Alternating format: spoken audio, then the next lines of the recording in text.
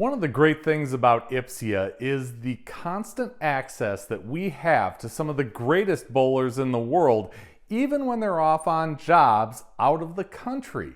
So when the opportunity comes to speak with one of those folks, like the great John Janowitz, who is not only an employee of the Kegel Company, but also the two-time defending PBA 50 Player of the Year, USBC Hall of Famer, and on and on and on, we don't take that privilege for granted. We jump on it. So here is JJ with some tips that you may be able to pass along to some of your students or customers in the pro shop.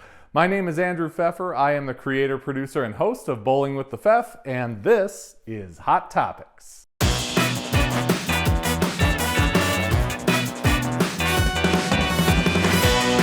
JJ is joining us all the way from the other side of the world in Hong Kong. JJ, welcome to Hot Topics, and tell us why you're in Hong Kong right now as we're recording this.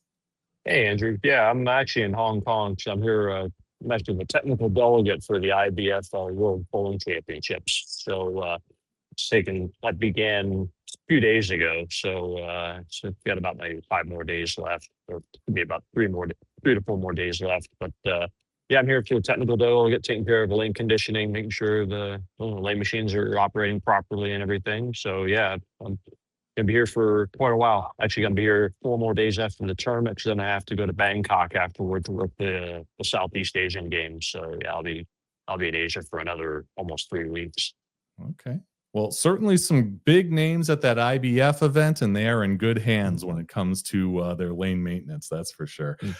Tell us, what are some ways, some of the best ways of a bowler of your expertise level that you would see working with a pro shop to benefit other bowlers?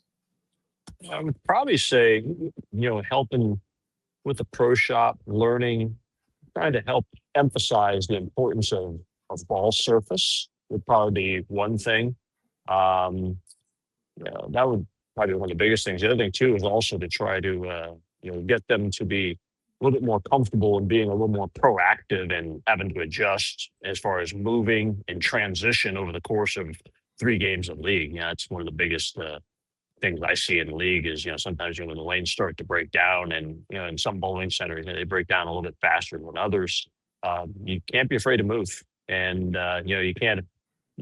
I think to maximize scoring, you definitely have to try to be a little bit ahead of it, especially if you've got a lot of players that are all playing the same part of the lane, which is pretty common in league play. Most everybody tends to play between 10 and 15, a little closer toward 10. So I mean, the more players you have in that particular zone, the lane condition is going to break down faster, and you definitely have to.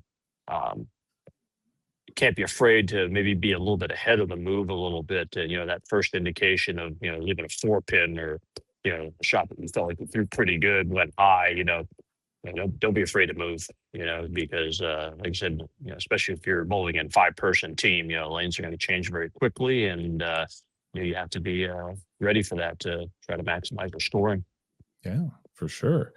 Are there certain tools when it comes to bowling on string pins? And I'm talking about things like hand position or even bowling ball layouts that pro shops should consider providing to their bowlers to help them score on strings specifically a little more consistently, as we're seeing more and more centers go to those string pin setters, especially since now the AMF Cubica Edge machines are certified by USBC.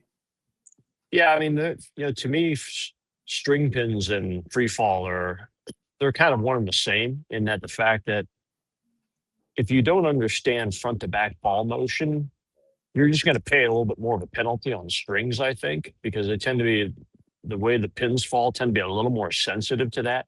Because I mean, I bowled my second highest series ever on string pins. That's, I think, 27 earlier this year over at Lehigh Lanes in a tournament there. So I mean, when you're lined up and your ball's losing energy the proper way from front to back, I mean, they'll fall just like regular pins. But the key there is transition, when you have to start moving, where now you start moving into maybe parts of the lane where there's much more oil in the middle, and now your ball's going a lot longer down the lane.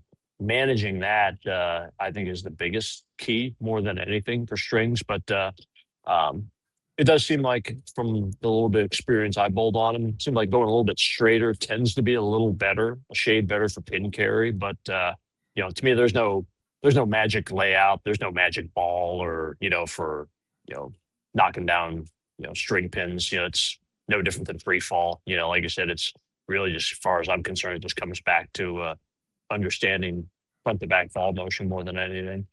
Yeah, a key aspect of the modern game, no matter what you bowl on. Tell me about how a pro shop should work with a bowler to help that bowler get a good read on maybe either a house or a sport condition as we're talking about that progression. And you talked about kind of being proactive, staying ahead of those moves. And it's easy to see on paper or to say out loud even, but when you're out there doing it, I mean, you kind of described me a little bit. You think it's you and you made a bad shot, but rather than making that move left or changing balls, you think, maybe I didn't throw my best shot there. I'll try the same thing, just throw it better. I mean, I think when you're bowling for score, you have to just go off of what's in front of you. Whatever your physical game is that particular day, well, that's what you brought to the table. Now, if it's not very good, well, then that's where you go practice, and now you figure out, okay, go see your coach, go see your pro shop operator. What do I need to do to get my execution a little bit better, get my mistake window a little smaller.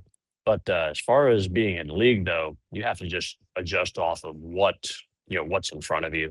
And if unless you threw it just completely terrible, you know, I wouldn't move. But I mean, if it's like, within the window of what you think is, should be a decent shot, or at least shouldn't probably hit the pocket, and it goes a little high, then I think you have to just go ahead and move. So, as far as, working with the pro shops on that, I think, a lot of it's just a matter of kind of getting lined up. And I kind of take the simple route of, do you go a little bit straighter? Once you kind of figure out in league, where you need to throw it down the lane, and at the end of the oil pattern, most leagues, it's usually somewhere between like 10 and like 7 and 12. Usually, in most cases, where you need your ball down the lane. Just a matter after that, it's figuring out, what's the easiest way to get it there. Is it going straighter at that spot, or do you want to use more angle, to get to that 7 to 12 spot down the lane? And some of that's going to vary with, how you throw the ball, and some of that will also be influenced by, the lane surface and the actual particular pattern. So I think figuring out the angles of what you need, whether you need to go straighter or use more angle, will, whatever's easier to hit the pocket first, and then after that, then you can kind of fine tune with hand releases, ball speed, and changing bowling balls for pin carry. Yeah.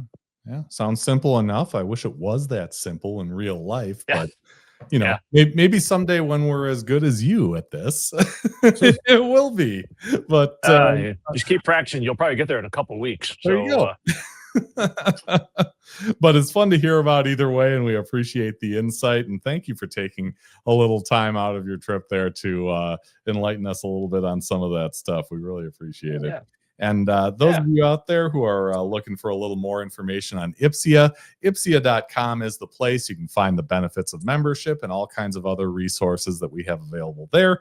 And if you like what you saw here today, please like this video and subscribe to the channel. It's perfectly free, doesn't take long, and it is the easiest and best way to help us continue to make great bowling content.